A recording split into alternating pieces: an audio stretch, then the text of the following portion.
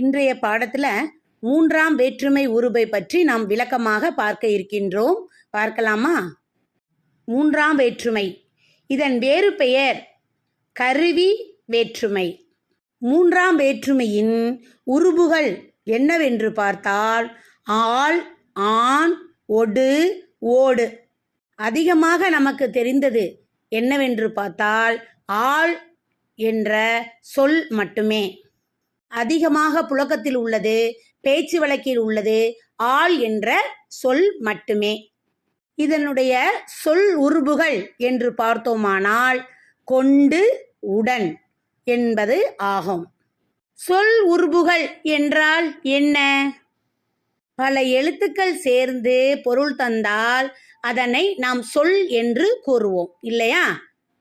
சொற்கள் சேர்ந்து உருபாக பயன்பட்டால் அதனை சொல் உருபுகள் என்கிறோம். நன்னூல் நூற்பா மூன்றாம் வேற்றுமையை பற்றி என்ன சொல்கிறது என்றால்,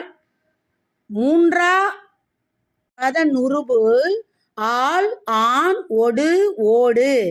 கருவி, கருத்தா, உடன் நிகழ்வு, அதன் பொருள். இப்ப பாடத்தை நம்ம தெளிவா பார்க்கலாம்.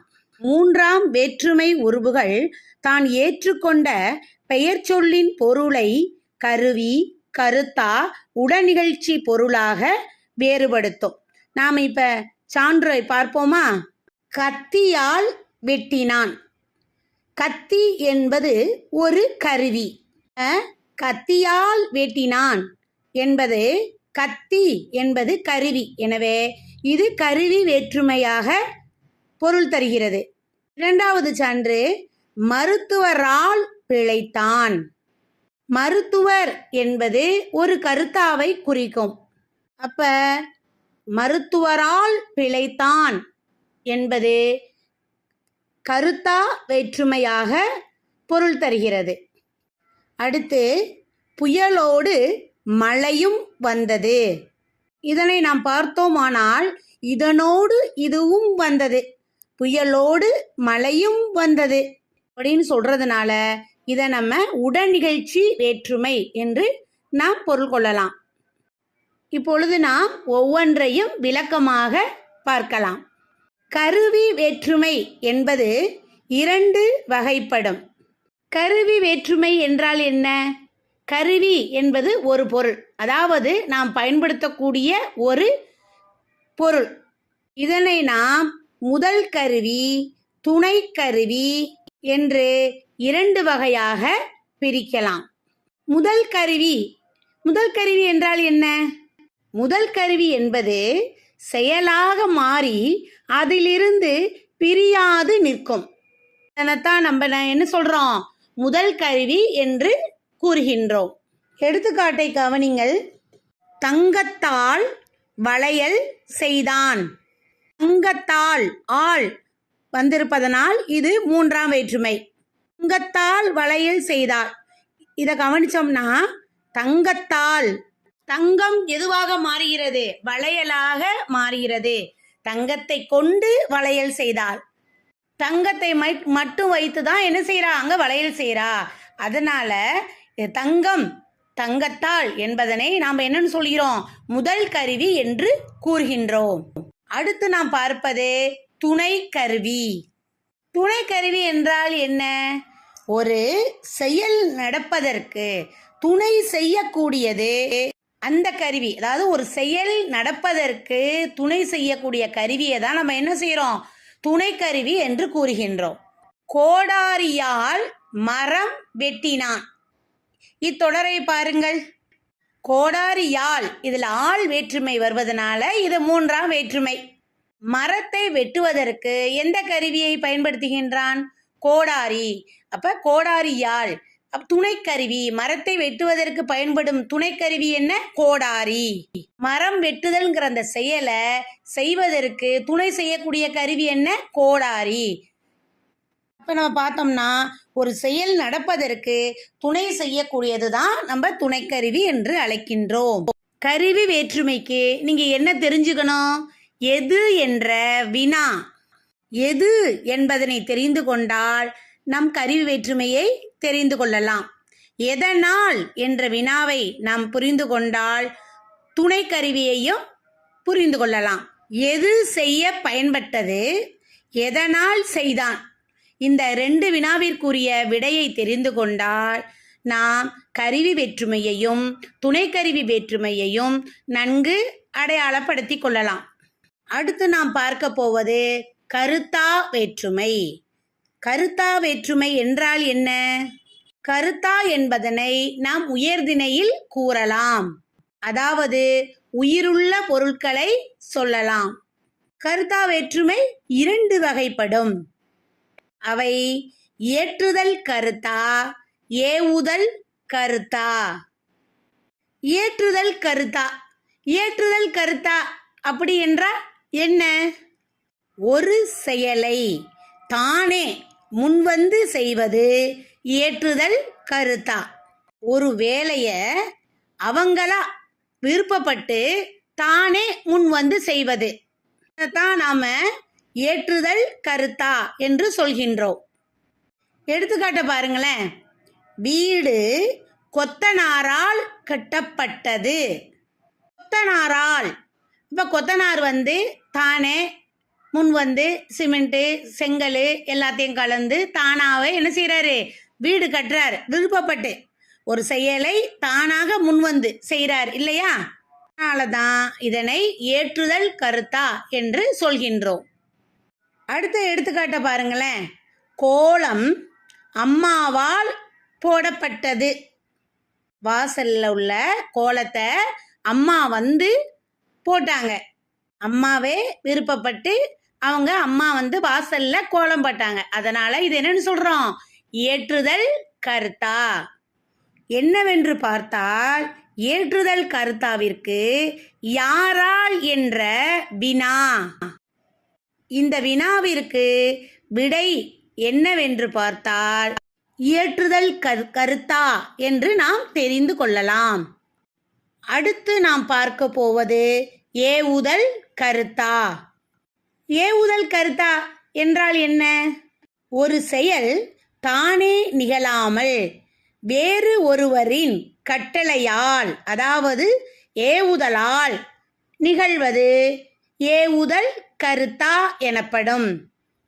எடுத்துக்காட்ட பாருங்க. கோவில் அரசனால் கட்டப்பட்டது. அரசனால் கட்டப்பட்டதுன்னா அரசன் போய் கோயிலை கட்டுறானா? இல்லை இல்லையா? அரசன் கட்டளையிட அந்த பணியாட்கள் அந்த கோவிலை கட்டினார்கள். அரசன் ஏவுதலால் அந்த செயல் நடைபெற்றது இல்லையா? மற்றும் ஒரு எடுத்துக்காட்டை பாருங்கள். செல்வந்தரால் வீடு கட்டப்பட்டது. செல்வந்தர்னா யாரு? பணக்காரர். பணக்காரர் போய் வீடு கட்டுவாரா? இல்லை இல்லையா? செல்வந்தர் ஆட்களை ஏவ செல்வந்தரின் விருப்பப்படி என்ன செய்வாங்க? அந்த பணியாட்கள் அந்த வீட்டை கட்டி தருவாங்க இல்லையா? இதனைத்தான் நாம் ஏவுதல் கருத்தா என்று அழைக்கின்றோம். ஆள் ஆண் உருபுகள் கருவி கருத்தா இரண்டிலும் வரும். ஆள் உருபும் ஆண் உருபும் கருவி கருத்தாங்கிற 2 வேற்றுமையிலையும் வரும். இந்த ஆள் உருபானது பெரும்பாலும் பேச்சு வழக்கில மட்டும் வரும். கையால் சாப்பிட்டேன், காலால் நடந்தேன் சொல்றோம் இல்லையா? ஆள். பேசுகிற வழக்கில் தான் இந்த ஆள்ங்கிற உருபு வருகிறது. காதால கேட்டேன், கையால் சாப்பிட்டேன், காலால் நடந்தேன், இதெல்லாம் என்னது? பேச்சு வழக்கு. எடுத்துக்காட்ட பாருங்க. வாளால் வெட்டினான். வாளால் வெட்டினான், கையால் வரைந்தான், இதெல்லாம் பேச்சு வழக்கில் வருவது. ஆண் உருபை கவனித்தோம் என்றால் இது பெரும்பாலும் செய்யுள் வழக்கில் மட்டும்தான் வருகின்றது. எடுத்துக்காட்ட பாருங்க. அறத்தான் வருவதே இன்பம். புறந்தூய்மை நீரான் அமையும். நீரால் அமையும் என்று கூட நாம் சொல்லலாம். ஆனால் வள்ளுவர் என்ன பயன்படுத்தியிருக்கிறாரு? நீரான், ஆண்கிற வேற்றுமை உருபை பயன்படுத்தியிருக்கிறாரு. அப்போ நம்ம பார்த்தோம்னா ஆள் ஆண் உருபுகள் கருவி கருத்தா இரண்டிலும் வருகின்றது. அடுத்து நாம் பார்க்க போவது உடன் நிகழ்ச்சி. உடன் நிகழ்ச்சி என்றால் என்ன? இரண்டு தொடர்புடைய பொருள்கள், அதாவது இரண்டு தொடர்புடைய மனிதர்கள் ஒன்றோடு ஒன்று இணைந்து வருவதைத்தான் நாம் உடன் நிகழ்ச்சி என்கின்றோம். ஒடு ஓடு என்ற உருபுகள் உடன் நிகழ்ச்சி பொருள்களில் வரும். அதாவது இரண்டு தொடர்புடைய பொருள்கள் ஒன்று சேர்ந்து வருவதைத்தான் நம்ம என்னன்னு சொல்றோம்? உடன் நிகழ்ச்சி என்று நாம் அழைக்கின்றோம். எடுத்துக்காட்ட பாருங்க. குரங்கோடு குட்டி வந்தது. குரங்கு வரும்போது அதனோடு சேர்ந்து அதோடைய குட்டியும் வந்தது. கடிதத்தோடு பணமும் வந்தது. கடிதம் வரும்பொழுது அதனோடு பணமும் சேர்ந்து வந்தது. இப்போ ஒடு என்ற உருபு புரிகிறது இல்லையா? அடுத்த எடுத்துக்காட்ட பாருங்களேன். அரசனோடு அரசியும் வந்தாள். அரசன் வருகின்ற பொழுது அவனோடு கூட அரசியும் சேர்ந்து வருகின்றாள். ராமனோடு லக்குவணனும் சென்றான். ராமன் போகும் பொழுது அவனோடு லக்குமணனும் சேர்ந்து சென்றான். இதைத்தான் நாம் உடன் நிகழ்ச்சி என்கின்றோம். ஒடு ஓடு என்ற உருபுகள் உடன் நிகழ்ச்சி பொருள்களில் வருகின்றது. அடுத்து நாம் பார்க்க போவது இந்த ஒடுங்கிற உருபு எங்கு எல்லாம் வருகின்றது, ஓடு உருபு எங்கெல்லாம் வருகின்றது என்பதனை நாம் விளக்கமாக பார்ப்போம். இந்த ஒடுங்கிற உருபிற்கு பின் உயிர்மெய் எழுத்தானது வர வேண்டும். உயிரும் மெய்யும் சேர்ந்த எழுத்தான உயிர்மெய் எழுத்தானது வர வேண்டும். எடுத்துக்காட்ட பாருங்க. தோன்றின் புகழொடு தோன்றுக. இந்த புகழொடு, அப்போ லொடு புகழோடு அப்படிங்கிற முதல்ல ஒடு அப்படின்னு வந்திருக்கு இல்லையா? அதுக்கு அடுத்த எழுத பாருங்க. தோட எழுத்து என்ன? இத்து கூட்டல் ஓ, அதான் உயிர்மெய் எழுத்து. இத்து கூட்டல் ஓ என்ன? தோ. அப்போ தோன்றுக. அப்போ இந்த ஒடுங்கிற உருபுக்கு பின்னாடி உயிர்மெய் எழுத்தானது என்னது? வருகின்றது. அடுத்த எடுத்துக்காட்ட பாருங்க. மனத்தொடு வாய்மை. மனத்தொடு, அப்போ தொடு, அப்போ ஒடுங்கிற வேற்றுமை உருபு வந்திருக்கு. அதுக்கு அடுத்தது பாருங்க. வாவை எப்படி பிரிக்கலாம்? இவ்வு கூட்டல் ஆ, வா. அப்போ உயிர்மெய் எழுத்தானது இங்கு வந்துள்ளது. அடுத்தது பாருங்க. சிறப்பொடு பூசணை. சிறப்பொடு பொடு ஒடுங்கிற வேற்றுமை உருபு. அதை அடுத்து பூங்கிற உயிர்மெய் எழுத்து. உயிர்மெய் எழுத்து வாய்ப்பாடு என்ன? பூக்கு இப்பு கூட்டல் ஊ, பூ. இப்போ நம்ம கவனிச்சோம் என்றால் அப்போ ஒடுங்கிற உருபு வரப்போம் போதெல்லாம் அதற்கு பின்னாடி உயிர்மெய் எழுத்தானது வருகின்றது. இப்போ ஒடுங்கிற உருபு எங்கெல்லாம் வரும்னு தெரிஞ்சுக்கிட்டோமா? இப்போ அடுத்தது நம்ம பார்க்க போறது ஓடுங்கிற உருபு எங்கு வரும். ஓடுங்கிற உருபுக்கு பின்னாடி உயிர் எழுத்து வர வேண்டும். அங்கே ஒடுங்கிற எழுத்துக்கு பின்னாடி உயிர்மெய் எழுத்து வரணும். இங்கே ஓடுங்கிற உருபுக்கு பின்னாடி என்ன வரணும்? உயிர் எழுத்து வர வேண்டும். எதையெல்லாம் நம்ம உயிர் எழுத்துன்னு சொல்றோம்? ஆ முதல் அவ்வு வரை உள்ள எழுத்துக்களை நம்ம என்னன்னு சொல்றோம்? உயிர் எழுத்துக்கள் என்று அழைக்கின்றோம். இப்போ எடுத்துக்காட்ட பாருங்க. அன்போடு இயைந்த வழக்கென்ப. அன்போடு போடு, அப்போ ஓடுங்கிற வேற்றுமை உருபு. இயைந்த இயைந்தங்கிறது இல்லை, முதல் எழுத்து என்னது? அதில் ஈ. அந்த அன்போடுக்கு பக்கத்தில் வரக்கூடிய பின்னாடி வரக்கூடிய முதல் எழுத்து ஈங்கிற என்ன எழுத்து? உயிர் எழுத்து. இதை நினைவில் வைத்துக் கொள்ளுங்கள். அடுத்த எடுத்துக்காட்ட பாருங்க. உலகத்தோடு ஒட்ட ஒழுகல். உலகத்தோடு, தோடு அப்படிங்கிறது ஓடுங்கிற வேற்றுமை உருபு. சரியா? மூன்றாம் வேற்றுமை உருபு. அந்த உலகத்தோடுங்கிறது அடுத்த சொல் என்ன? ஒட்ட. அந்த ஒட்ட ஓங்கிறது என்ன எழுத்து? உயிர் எழுத்து. அப்போ ஓடுங்கிற சொல்லுக்கு பின்னாடி என்ன வருது? உயிரெழுத்து வருகின்றது. அடுத்த எடுத்துக்காட்ட பாருங்களேன். மதிநுட்பம் நூலோடு உடையாருக்கு. நூலோடு நூலோடு லோடு இப்போ ஓடுங்கிற வெற்றுமை உருவு. அதுக்கு அடுத்த சொல் என்ன? உடையாருக்கு. உடையாருக்குல உள்ள சொல் என்ன? ஊ. அந்த எழுத்து என்ன? முதல் எழுத்து ஊ. அப்போ மூங்கிறது என்ன எழுத்து? உயிர் எழுத்து. அப்போ என்னன்னு பார்த்தோம்னா ஓடுங்கிற வேற்றுமை உருவுக்கு பின்னாடி ஊனாங்கிற உயிர் எழுத்து வந்திருக்கிறது. இப்போ ஓடு உருவு எங்கு வரும் அப்படின்னு உங்களுக்கு விளங்குதா? புரிஞ்சிட்டிங்களா? ஒரு உருபிற்கு பின்னாடி உயிரெழுத்து வந்ததுன்னா அது என்னது? ஓடு உருவு அங்கு எங்கெல்லாம் வருங்கிறது நம்ம புரிஞ்சுக்கிட்டோம். அடுத்து கொண்டு உடன் என்பவை எல்லாம் மூன்றாம் வேற்றுமையின் சொல் உருபுகள் ஆகும். எடுத்துக்காட்ட பாருங்க. கொண்டு. கொண்டு என்பது கருவி பொருள்களில் வருகின்றது. நூல் கொண்டு ஆடை தைத்தான். கொண்டு என்பது இந்த இடத்துல பயன்படுத்தி என்ற பொருளை தருகின்றது. அப்ப நூலை பயன்படுத்தி ஆடையை தைத்தான். இது கருவி பொருள்கள்ல வருகின்றது. அடுத்து உடன்கிற உருவு உடன் நிகழ்ச்சி பொருள்கள்ல வருகிறது என்பதற்கான எடுத்துக்காட்டுகளை பார்ப்போமா? இடி மின்னலுடன் மழை பொழிந்தது. இடி மின்னலுடன். இப்ப உடன். இடியோடு சேர்ந்து மழையும் வந்தது. அப்ப இடியோடு என்ன வருது? மின்னலும் வருது. சேரனுடன் சோழனும் வந்தான். அப்ப பார்த்தோம்னா இந்த உடன் நிகழ்ச்சி பொருள்கள்ல தான் உடன்கிற சொல்லு உருவும் வருகின்றது. இதையும் நீங்க நல்லா நினைவு வச்சுக்கோங்க. அடுத்ததா மூன்றாம் வேற்றுமை தொகை. தொகை என்றால் என்ன? இந்த ஆள்ங்கிற உருவு மறைந்து வருவதை தான் நம்ம என்னன்னு சொல்றோம்? தொகைன்னு சொல்கின்றோம். எடுத்துக்காட்ட பாருங்களேன். இந்த எடுத்துக்காட்டை பார்த்தீங்கன்னா உங்களுக்கு நல்லா புரியும். தலை வணங்கினான். இதுல எந்த உருவு மறைந்து உள்ளது பாருங்களேன்.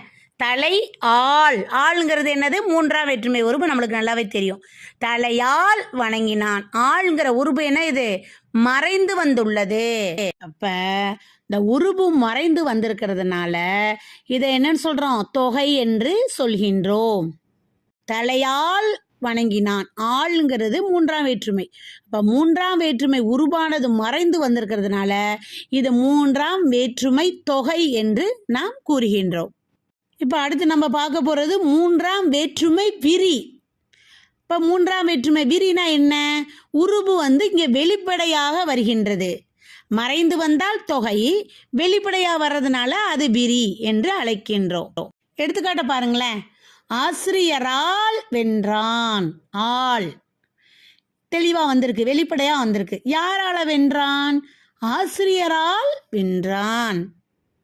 அடுத்து நம்ம பார்க்க போகிறது மூன்றாம் வேற்றுமை உருபும் பயனும் உடன் தொக்க தொகை. உருபும் மறைந்திருக்கும். அதாவது மூன்றாம் வேற்றுமையில் உருபும் மறைந்திருக்கும். அதனால் வரக்கூடிய பயனும் மறைந்திருக்கும். எடுத்துக்காட்ட பாருங்களேன். தக்காளி சோறு. இதை எப்படி நம்ம பிரித்து சொல்லலாம்? தக்காளியால் செய்யப்பட்ட சோறு. இதில் பார்த்தோம்னா ஆள் வேற்றுமையும் மறைஞ்சிருக்கு. அதனை தொடர்ந்து அதனை கொண்டு செய்யப்பட்ட சோறு. தக்காளியை கொண்டு செய்யப்பட்ட சோறு. இந்த செய்யப்பட்ட என்ற பயனும் மறைந்திருக்கின்றது. இதைத்தான் நாம் என்ன சொல்கிறோம் என்றால் உருபும் பயனும் உடன் தொக்க தொகை என்று சொல்கின்றோம். அதாவது ஆள்ங்கிற உருபும் அதோட பயனும் மறைந்து வந்திருக்கின்றதுனால இதை நம்ம உருபும் பயனும் உடன் தொக்க தொகை என்று கூறுகின்றோம். இந்த சொற்றொடரை பாருங்களேன். ரோஜா மாலை. இந்த வாக்கியத்தை பாருங்களேன். ரோஜா பூவால். எதனால்? ரோஜா பூவால் செய்யப்பட்ட மாலை. ரோஜா பூவால் கோர்க்கப்பட்ட மாலையில் இந்த பூவால் அப்போ ஆள்ங்கிற வேற்றுமை உருவு அது என்ன ஆகுது? மறைந்து வந்துள்ளது. அதோடைய செயல்பாடு என்ன? கோர்க்கப்பட்ட அது பயன், அதுவும் மறைந்து உள்ளது. அதனால இது என்னன்னு சொல்றோம்? ரோஜா மாலை, ரோஜா பூவால் கோர்க்கப்பட்ட மாலை. ஆள்ங்கிற மூன்றாம் வேற்றுமை உருபம். அதனால் பயன் என்ன? அது அந்த உடன் பயனும் சொல்கிற அந்த பயன் என்ன? கோர்க்கப்பட்ட என்ற சொல்லும் மறைந்துள்ளது. இதைத்தான் நாம் என்ன சொல்கிறோம் என்றால், உருபும் பயனும் உடன் தொக்க தொகை என்று சொல்கின்றோம். இதுவரைக்கும் நாம் மூன்றாம் வேற்றுமையை தெளிவாக விளக்கமாக பார்த்தோம் இல்லையா? உங்களுக்கு எல்லாம் தெளிவாக புரிஞ்சிருக்கும், சரிதானே? தெளிவாக இந்த காணொளியை மீண்டும் மீண்டும் பார்த்து